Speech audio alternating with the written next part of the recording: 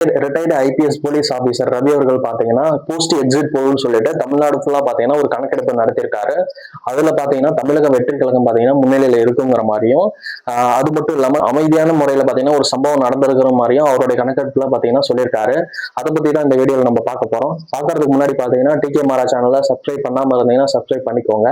அப்பதான் YouTube algorithm வந்து என்னுடைய வீடியோ வந்து உங்களோட இடத்துல வந்து கொண்டு வந்து சேர்க்கும். முன்னாள் காவல்துறை போலீஸ் அதிகாரிகளை வச்சுதான் இந்த போஸ்ட் எக்ஸிட் போலே பாத்தீங்கன்னா நடத்திருக்காங்க. இதுல என்ன சொல்லியிருக்காங்கன்னு பாத்தீங்கன்னா 234 தொகுதியிலும் ஒரு தொகுதிக்கு 10 பேர்னு சொல்லிட்டு 2340 பேர் பாத்தீங்கன்னா முன்னாள் காவல்துறை அதிகாரிகளை பாத்தீங்கன்னா தேர்வு செஞ்சிருக்காங்க. ஒவ்வொரு ரிட்டையர்டு ஆபீசரும் பாத்தீங்கன்னா ஒரு தொகுதிக்கு 100 பேர்த்த சந்திக்கணுங்கிற மாதிரியும், அந்த 100 பேரும் பாத்தீங்கன்னா பெண்கள், முதியோர்கள், இளைஞர்கள்னு சொல்லிட்டு அவங்க எந்த கட்சிக்கு ஓட்டு போட்டிருக்காங்கன்னு சொல்லிட்டு அவங்களுடைய கருத்துக்களை பாத்தீங்கன்னா கேட்டிருக்காங்க. எவ்வளவு பேர்கிட்ட பாத்தீங்கன்னா இந்த போஸ்ட் எக்ஸிட் போல் பாத்தீங்கன்னா நடத்திருக்காங்கன்னா 2,34,000 பேர்கிட்ட பாத்தீங்கன்னா இந்த 2340 முன்னாள் காவல்துறை அதிகாரிகள் பாத்தீங்கன்னா அவங்களுடைய கருத்துக்களை வந்து கேட்டிருக்கிறாங்க.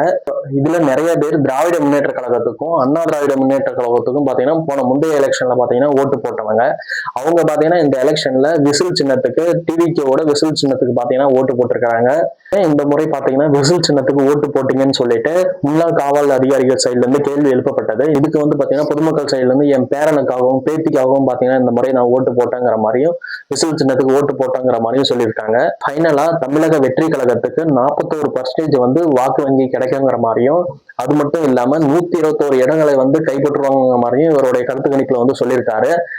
இந்த கருத்து கணிப்பு எந்த அளவுக்கு உண்மையா இருக்குங்கிறது நாளைக்கு மே 4 அன்னைக்கு ரிசல்ட் வர அன்னைக்கு தெரிஞ்சிடும். அதுக்காக தான் நம்ம எல்லாருமே வெயிட் பண்ணிட்டு இருக்கோம். பார்க்கலாம்.